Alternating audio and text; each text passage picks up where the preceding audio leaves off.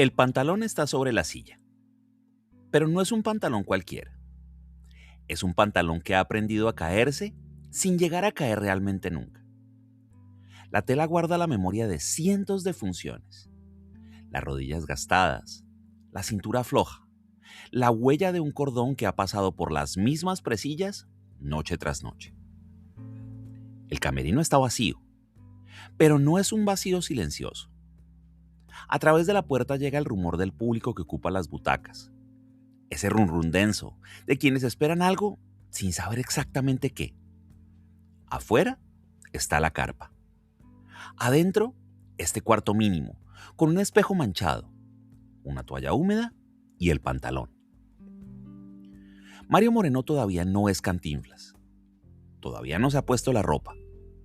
De pie, junto a la silla, mira el pantalón, como quien mira una herramienta que debe revisar antes de usarla. No hay ceremonia, no hay superstición de artista. Solamente hay un chequeo metódico.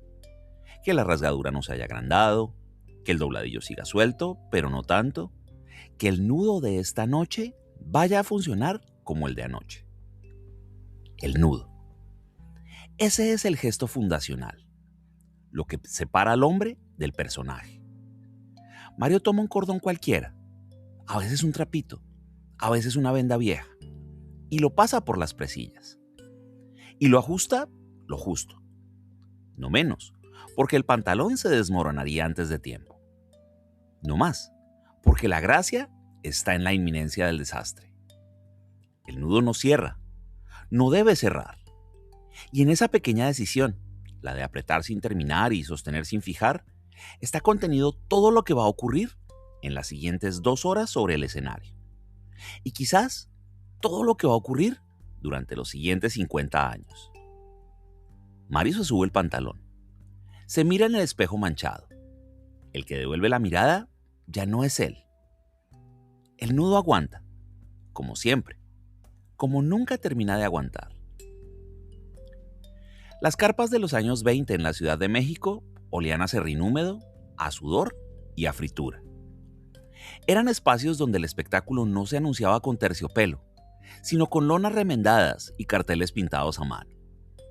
Ahí, donde el público pagaba unos centavos y se apretaba en bancas de madera, Mario Moreno empezó a entender algo que no se aprende en ninguna academia: que la precariedad, cuando se asume con conciencia, puede convertirse en una forma de equilibrio.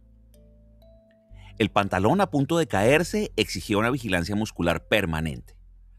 La cadera debía compensar lo que el nudo no apretaba. El paso corto no era un efecto cómico gratuito. Era la única manera de avanzar sin que todo se cayera al suelo. La mano que subía a la cintura cada 40 segundos no era un chiste ensayado.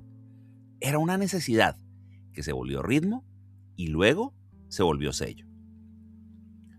Con el tiempo, ese cuerpo que se movía dentro de una ropa hostil desarrolló una inteligencia propia.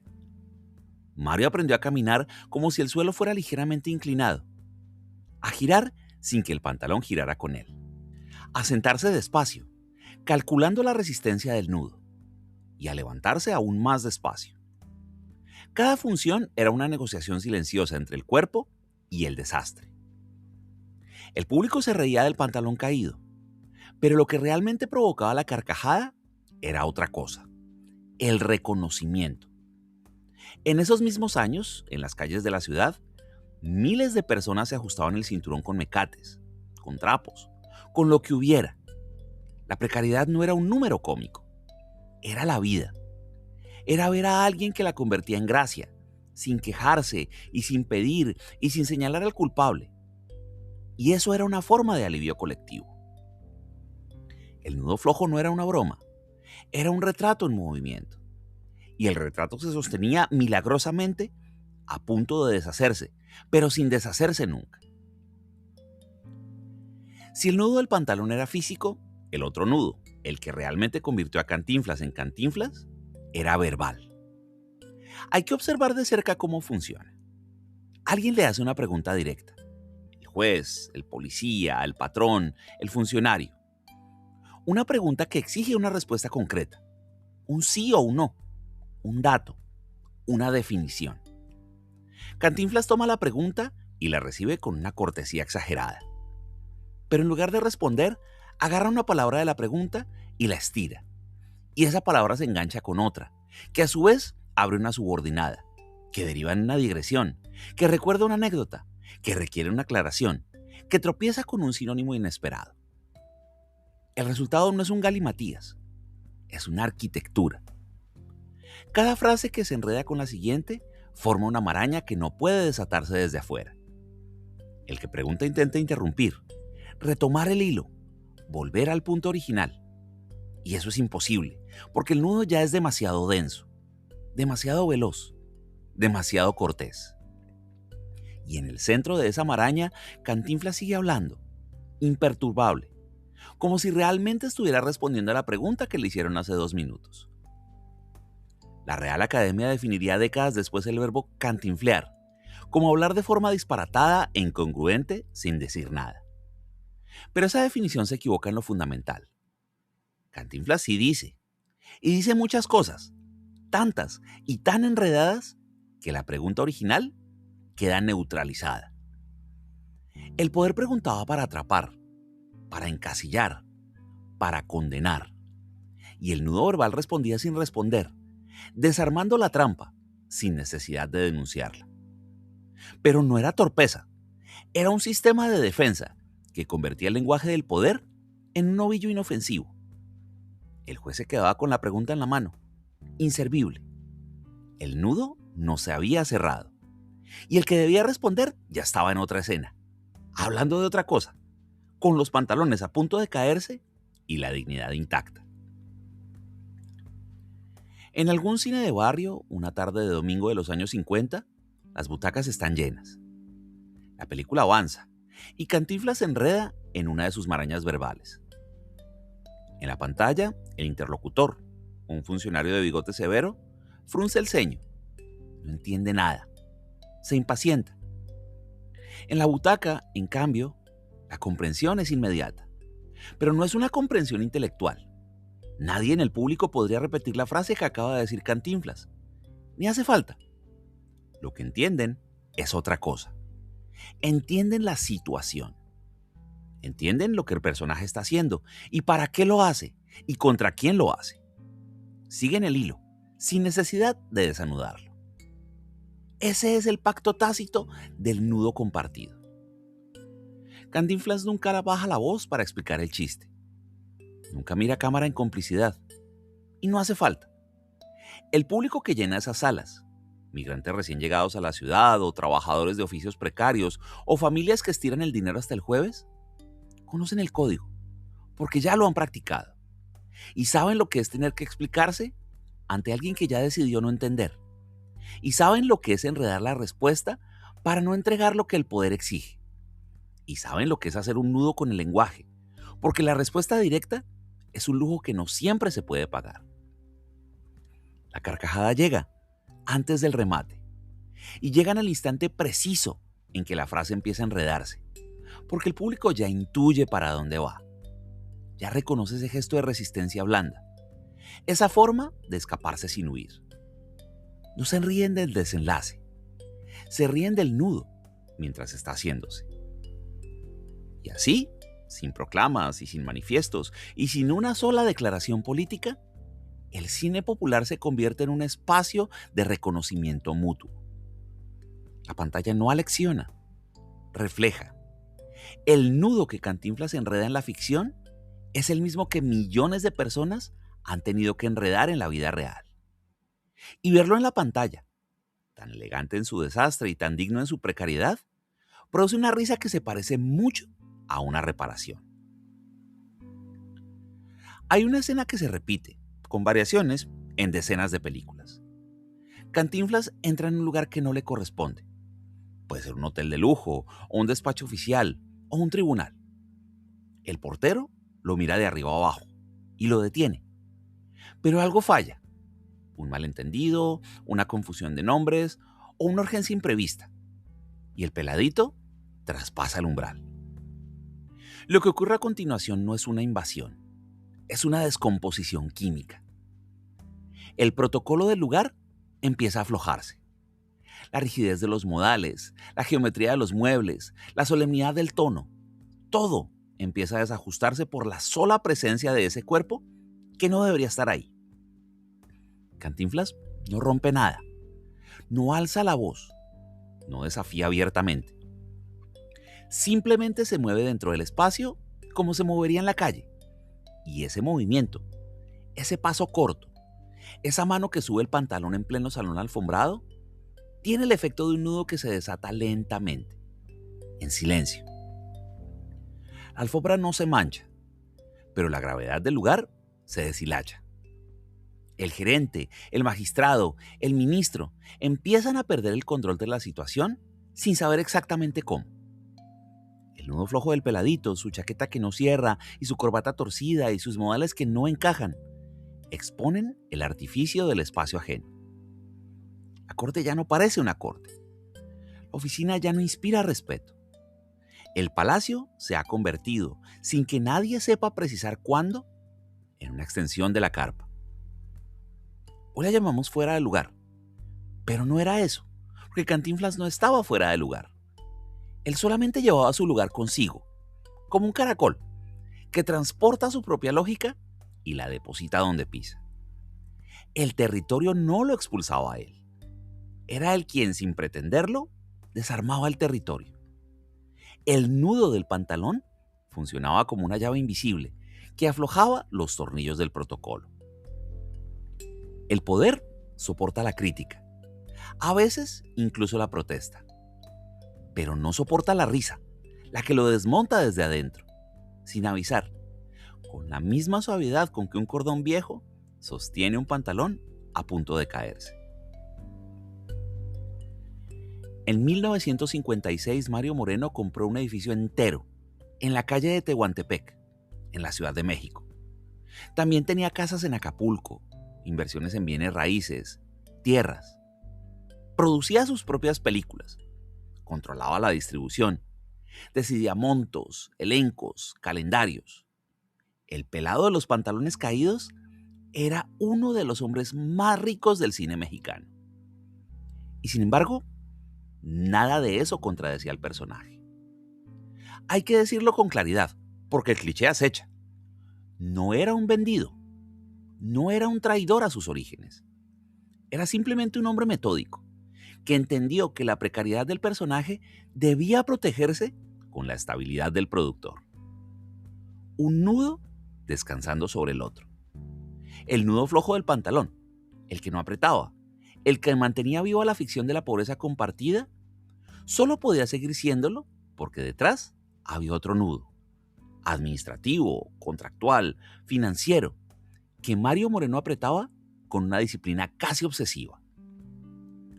Los testimonios de quienes trabajaron con él insisten en lo mismo. Llegaba primero al set, revisaba cada encuadre, controlaba la duración de las escenas, supervisaba los costos, dirigía sin acreditar y producía sin ostentar. Pero no era avaricia, era método. La fortuna no era un fin, sino un medio para mantener intacta la dignidad del personaje. Porque el pelado de las carpas que Mario había sido en los años 20 no habría durado 5 años si detrás no hubiera habido alguien que entendía de números tanto como de nudos. Y además, esa riqueza estaba libre de una sospecha que persiguió a otras figuras de la época. No venía del favor político, no venía de la cercanía con el poder, venía de las butacas. Millones de entradas vendidas en toda América Latina, en España, incluso en países donde no se hablaba español, pero se entendía el gesto. El bolsillo del personaje estaba vacío en la pantalla y lleno fuera de ella, y ambas cosas eran ciertas al mismo tiempo. El doble nudo funcionaba, el flojo y el firme, el que se veía y el que nadie veía. Cuando el poder mexicano aprendió a cantinflear, a enredar la respuesta, a diferir el compromiso, a no decir ni sí ni no, la palabra empezó a teñirse de un significado incómodo. Los políticos enredaban las comparecencias, los funcionarios enredaban las promesas. El cantinfleo se volvió sinónimo de demagogia, de opacidad, de trampa. pero hay que distinguir el nudo del estafador del nudo del que se defiende. El nudo verbal de Cantinflas no buscaba confundir para imponerse, sino para retirarse, sin ceder. No respondía, pero no porque quisiera engañar, sino porque la respuesta clara lo habría entregado a un interlocutor que usaba la claridad como arma. El juez que pregunta para condenar, el patrón que pregunta para humillar, el político que pregunta para exhibir. Y ante ellos, responder directo no es honestidad, es entrega. Y Cantinflas no se entrega. Es una forma de resistencia pasiva, microscópica, ejercida desde el lenguaje, sin proclamas, sin banderas, sin una sola frase que pudiera citarse en un manifiesto. De hecho, sus enemigos, los personajes que representan el poder en sus películas, lo acusan justamente de eso, de no definirse. Pero no definirse era la única defensa disponible para quien carece de respaldo, de influencia, de tribuna. El nudo era su trinchera. Esa ambigüedad ha generado lecturas opuestas. Hubo quien vio en Cantinflas a un cómplice del sistema. ¿No era sospechoso que nunca criticara directamente al gobierno? ¿No resultaba cómodo que sus enredos nunca llegaran a nada? Y hubo quien vio en ese mismo silencio una crítica más honda. Porque Cantinflas tampoco avalaba. No celebraba el poder, ni lo aplaudía, ni lo legitimaba. Simplemente lo enredaba, hasta volverlo inoperante. Como un nudo en un mecanismo delicado. No lo rompe, pero impide que funcione. La pregunta de que si era político o no está mal planteada. El nudo no cierra, dice Cantinflas sin decirlo. Y esa frase, que no significa nada y lo significa todo, es quizás la declaración más precisa de lo que significó habitar un país donde decir sí o decir no podía costar, según en qué épocas, algo más que un silencio. Hay una fotografía de Mario Moreno a finales de los años 60. No está en un set y no hay público. Está en su casa, sentado en una silla que no pertenece a ninguna escenografía. Y mira a cámara con una expresión que no es tristeza, sino algo un poco más difícil de nombrar. La quietud de quien ya no necesita demostrar nada, pero tampoco puede dejar de ser quien es. Quienes lo trataron en esos años hablan de un hombre amable, pero distante. Llegaba puntual a los rodajes, memorizaba sus líneas, sugería ajustes en el encuadre y al terminar, se retiraba. No se quedaba a comer con el equipo, no frecuentaba fiestas ni estrenos. Su vida social era quirúrgica. Algunos lo interpretaron como soberbia y otros como extrema timidez. Pero quizás era algo más simple, pero más complejo a la vez. El personaje le ocupaba todo el espacio posible. Porque Cantinflas no se apagaba al salir del set. Acompañaba a la calle, a las reuniones, a los encuentros casuales. Cada persona que se le acercaba esperaba, aunque fuera por un momento, ver al peladito. Una frase, un gesto, una manera de inclinar la cabeza. Y Mario, que no era el pelado, pero llevaba décadas haciéndolo, se prestaba al juego con una cortesía mecánica.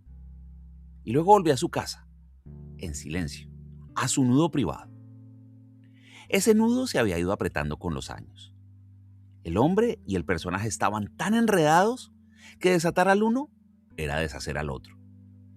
En algunas entrevistas televisivas de la época, el presentador hace una pregunta directa y Mario responde con frases cortas, precisas, casi secas. No hay rastro del cantinfleo. Da la impresión de que todas las palabras enredadas se gastaron dentro de la pantalla y afuera solo quedó un hombre que habla con la economía de quien ha descubierto que decir mucho puede ser una forma de vaciarse. Sus guionistas contaron que a veces durante las grabaciones Mario pedía cortar una escena, no por un error técnico ni por un problema de iluminación. Simplemente sentía que ese día el nudo no fluía y se retiraba a su camerino, se sentaba frente al espejo manchado y esperaba.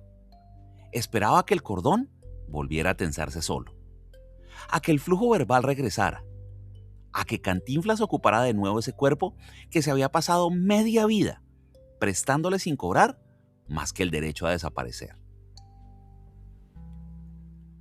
Hay una escena en el bolero de Raquel. Cantinflas es bolero y acaba de enredarse en una explicación inverosímil sobre algo que ya no importa. Y de repente se detiene. Y no es un silencio dramático ni estudiado. Es una pausa minúscula. Un instante en el que la maquinaria verbal se queda sin cuerda. Y en esa pausa las manos se quedan quietas sobre el cajón de lustrar.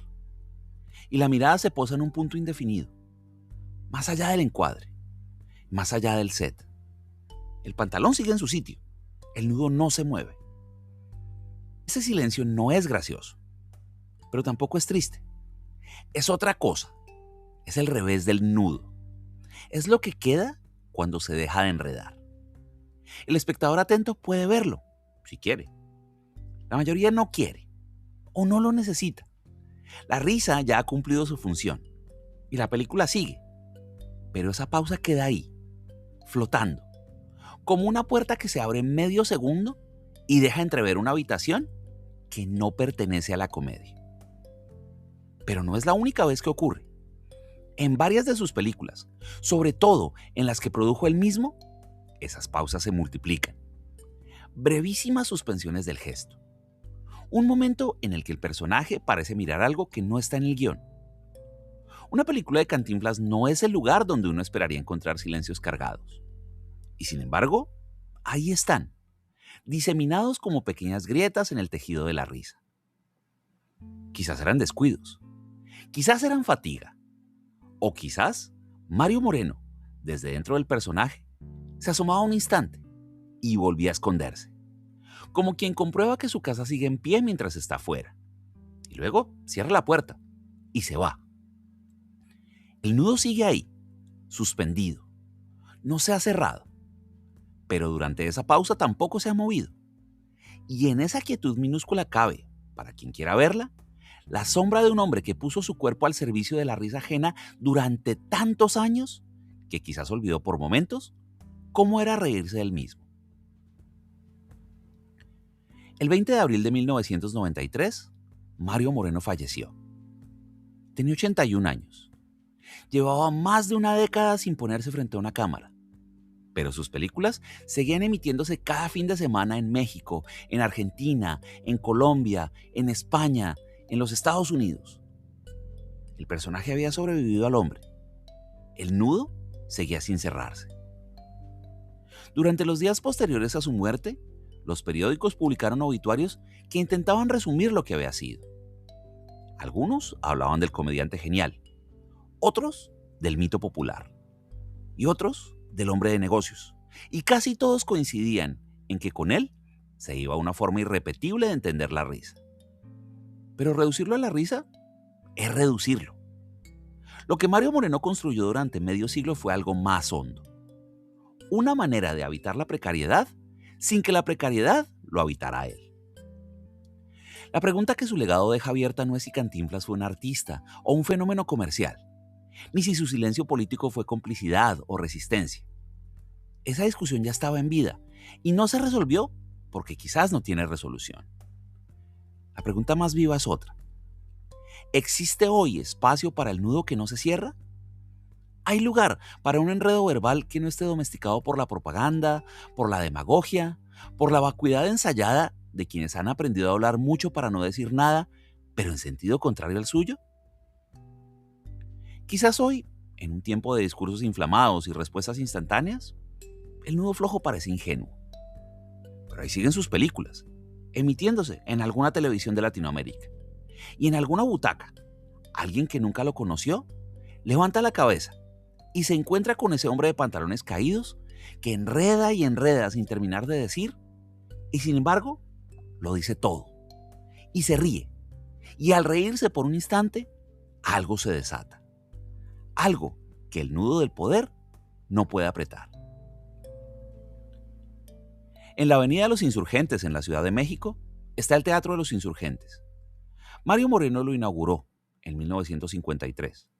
Y sobre su fachada, Diego Rivera pintó un mural de mosaico veneciano que recorre la historia del teatro popular mexicano.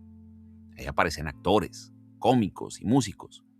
Y en un extremo, entre otras figuras, está Cantinflas. con los pantalones caídos y el saco raído y los brazos abiertos, como si acabara de hacer un gesto que no necesita explicarse. El teatro sigue activo y los autos pasan junto a la avenida. La mayoría de quienes transitan no levantan la vista hacia el mural. Pero él sigue ahí, incrustado en piedra y en vidrio, bajo el sol y la lluvia. No es un monumento que se visite con reverencia. Es parte del paisaje diario de la ciudad, como la rutina de sintonizar sus películas sin consultar la cartelera. En los archivos de la Filmoteca de la UNAM, las latas con sus películas se conservan en condiciones controladas de temperatura y de humedad. Pero no están bajo llave. Se siguen proyectando, digitalizando, prestando. Alguien en una cineteca de provincia o en un canal universitario o en un festival de cine clásico en Buenos Aires o en Bogotá siguen pidiendo una copia. Pero no lo hacen por nostalgia. Lo hacen porque todavía funciona. Porque la risa no ha caducado y porque el gesto sigue siendo inteligible. En algún lugar de América Latina esta noche alguien va a encender el televisor y se va a encontrar a ese hombre con los pantalones a punto de caerse. Y quizás lo haya visto 10 veces, o quizás sea la primera vez. No importa. Lo que importa es que en esa sala, en esa habitación de hotel, en esa fonda, alguien va a reírse, no del chiste, sino de ese reconocimiento. Va a ver a ese hombre enredar la respuesta y va a sentir por un instante que la precariedad también puede ser digna y que la defensa también puede ser cortés y que el nudo no se cierra porque no necesita cerrarse para sostener lo que importa. El mural resiste en la avenida. Las latas esperan en el archivo. Y en la calle, como siempre, alguien se ajusta el pantalón y busca las palabras. Gracias.